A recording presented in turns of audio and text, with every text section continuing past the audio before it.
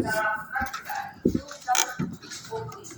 Nah, sehingga untuk membuat dugaan atau membuat hipotesis, maka kita harus melakukan atau membuat logika atau dasar berpikir dengan berdasarkan data yang kuat, sehingga hipotesis kita itu nanti bisa terbukti. Nah, dasar utama yang digunakan untuk mengembangkan hipotesis itu tentu adalah teori yang relevan. Terus kemudian selain teori, fakta atau data plus riset terdahulu yang membuktikan. Nah, inilah yang kita gunakan sebagai dasar mengembangkan hipotesis. Jadi hipotesis yang kita susun itu harus berdasarkan data atau fakta yang kita jumpai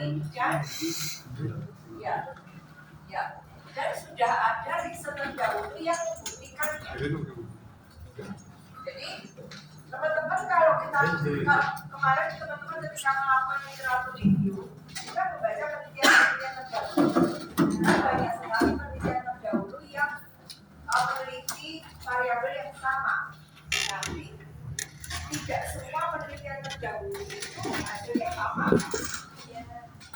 Cepat, silakan. Misalnya ada yang membuktikan pengaruh positif, ada yang membuktikan berpengaruh negatif, atau bahkan ada yang membuktikan tidak berpengaruh.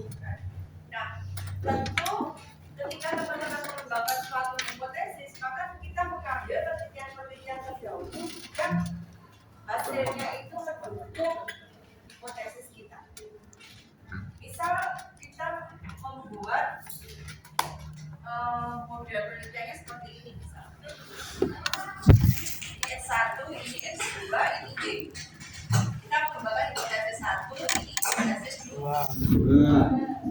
Ketika kita membuat hipotesis bahwa variabel X itu berpengaruh positif terhadap variabel Y, maka yang terjadi atau pengaruh antara S1 terhadap Y itu harus bisa dilogika berdasarkan teori tertentu, harus bisa dijustifikasi berdasarkan teori tertentu, dan sudah pernah dibuktikan oleh penelitian terdahulu. Nah, pertanyaannya, Bu, kalau variabel kita itu baru, Bu, jadi kita menjustifikasi bahwa kita lah yang pertama kali melakukan penelitian dengan variabel itu. Berarti kan belum pernah ada penelitian sebelumnya. Ya nggak apa-apa.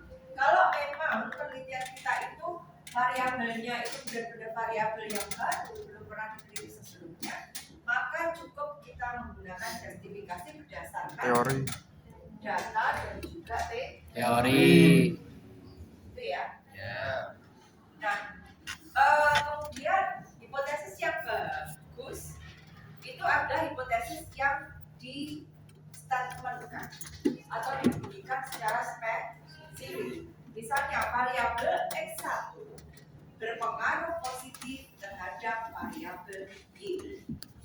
Atau misalnya variabel X1 berpengaruh negatif terhadap variabel Y. Jadi pengaruhnya itu arahnya itu positif atau negatif. Bagaimana cara kita menentukan pengaruhnya positif atau negatif? Apa yang kita jadikan sebagai patokan? Mengharap penelitian terdahulu. pendidikan kelompok. Penelitian terdahulu mana? Penelitian terdahulu pasti ya, ada yang positif, ada yang negatif. Dewi bahas materi berapa? 11 ya? 11 apa? Kalau seperti itu, Menurut Dewi itu dulu menurut penjelasan. Misalnya kalau saya membaca nih untuk menyusun variabel untuk menyusun hipotesis 1, saya melakukan review terhadap 10 penelitian terdahulu. Dari 10 penelitian terdahulu itu 8 menyatakan hasilnya berpengaruh Positif. Yang dua berpengaruh negatif Negatif. atau tidak berpengaruh. Maka saya Ambil sesuai yang positif. pendidikan terdahulu ya kan, makanya positif. Oke, seperti itu juga boleh, gitu ya. Namun teman-teman yang harus teman-teman pahami benar untuk menentukan arah dari hipotesis itu, yang pertama adalah logikanya. Kalau logika itu berarti bukan utamanya ada teorinya itu mengatakan seperti apa, gitu ya. Kemudian yang kedua dalam konteksnya, sesuai dengan konteks itu. Misalnya nih, tidak selamanya bahwa religiositas itu pengaruhnya positif. Itu tergantung konteksnya. Misalnya kalau religiositas dengan konsumsi produk halal, itu pengaruhnya pasti positif. Orang yang religiositasnya semakin kuat, maka dia akan cenderung memilih mengkonsumsi produk-produk yang halal.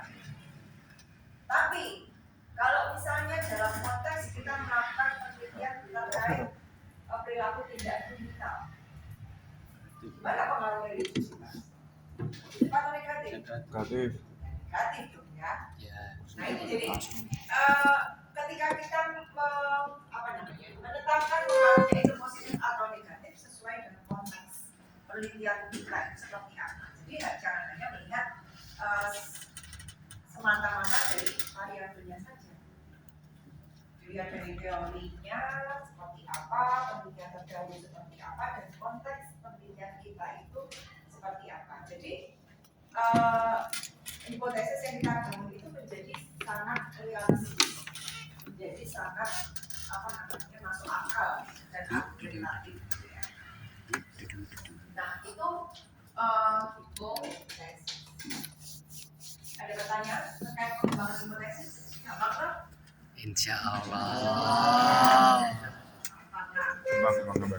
Kemudian pertanyaannya, apakah semua hipotesis itu harus terbukti? Juga. Jawabannya Iya. Belum. Iya. Belum. Iya. tidak harus. Tidak harus. Bukan hipotesis.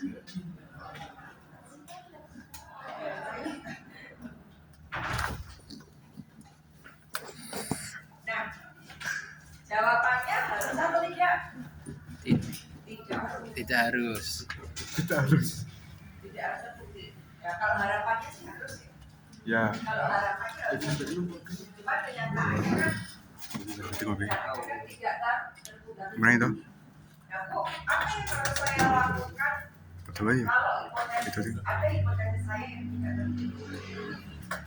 Kalau dari Keras di Penjatuh. Layarnya penjatuh layarnya. Mungkin fokus. semuanya tidak terbukti yang fokus. nah, tentu terjadi kesalahan logika yang kalian bangun ketika membangun Dua. hipotesis. Tapi kalau dari 10 hipotesis yang kalian miliki itu ada 1 atau 2 hipotesis yang tidak terbukti, oke, wajar. Is okay, wah. Tapi apa yang harus kita lakukan terhadap hipotesis yang tidak terbukti itu? Ya teman-teman harus bisa melakukan klarifikasi dan juga justifikasi terhadap temuan. Justifikasi loh. Kok di penelitian saya hipotesisnya ini tidak terbukti? Gemini. Di penelitian yang lain Merah, kan GPT. terbukti, walaupun ada juga penelitian yang tidak terbukti. Justifikasi. Teman-teman harus menjelaskan hal itu. Justifikasi. Justru kadang-kadang Seimbang. hipotesis yang tidak terbukti itu kalau teman-teman bisa melakukan justifikasi dengan baik Voting. dan So benar, benar. itu justru Masih ngerti. menariknya di situ karena akan memberikan celah bagi penelitian-penelitian setelahnya gitu.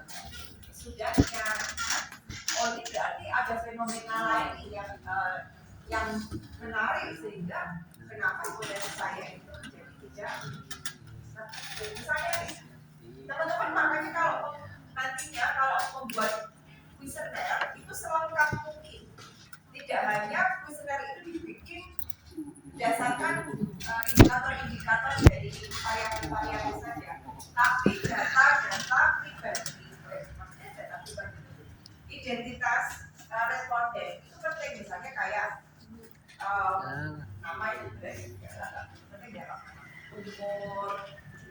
kelamin, agama, suku, tempat Budaya. tinggal, pendapatan, status, mungkin ya. Jenis Itu ada kelamin. data-data yang sebenarnya penting. Jenis kelamin. Ada manfaatnya, terutama kalau ada beberapa hipotesis kita yang tidak terbukti. Ketika hipotesis kita tidak terbukti, silakan cek.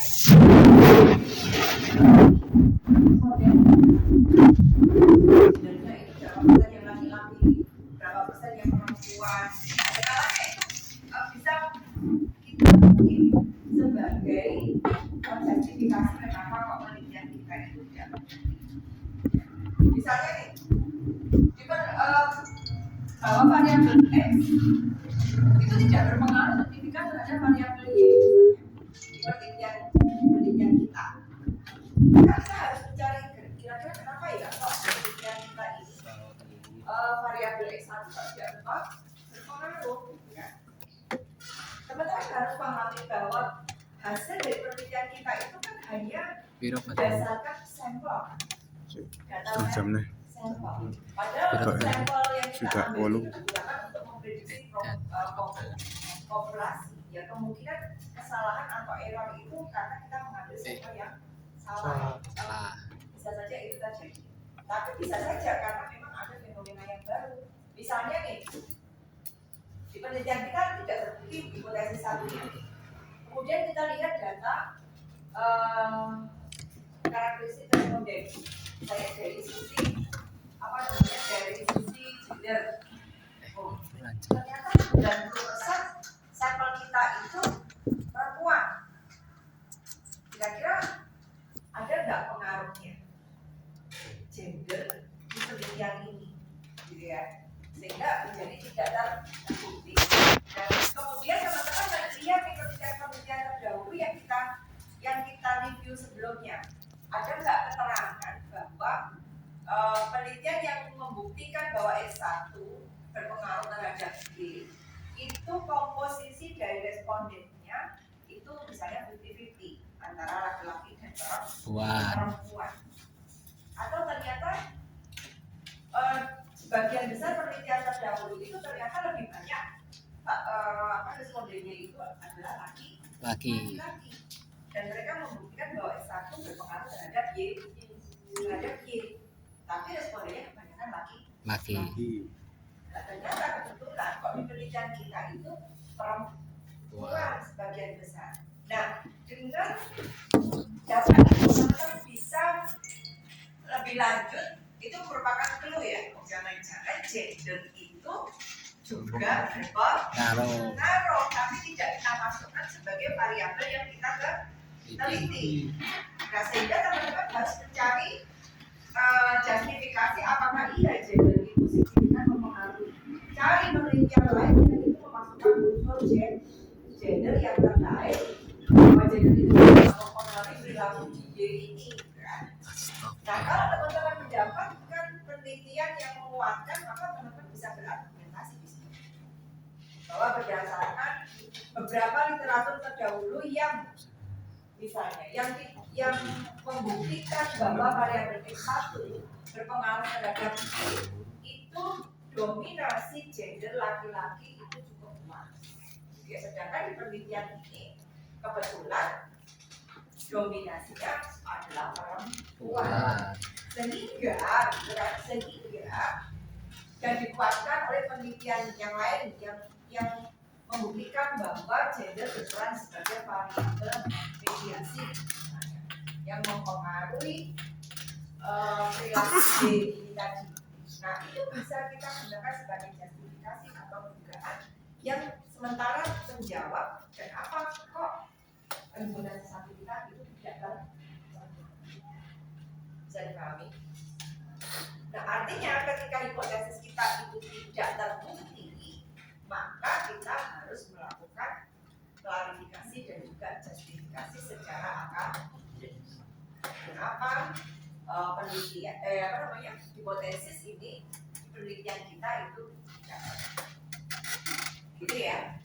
Nah, jadi hipotesis itu adalah dugaan sementara yang kita bangun dengan harapan dugaan itu akan diterima atau terbukti di dalam penelitian kita. Tapi apabila hipotesis kita tidak terbukti, maka kita harus mengecek lagi yang pertama, apakah sudah benar sampel yang kita gunakan, instrumen yang kita gunakan sudah pas atau belum. Kalau sudah itu semua sudah oke, yakin nggak ada masalah, maka kita harus berusaha melakukan Verifikasi. gitu ya. Oke, silakan kalau ada pertanyaan terkait hipotesis.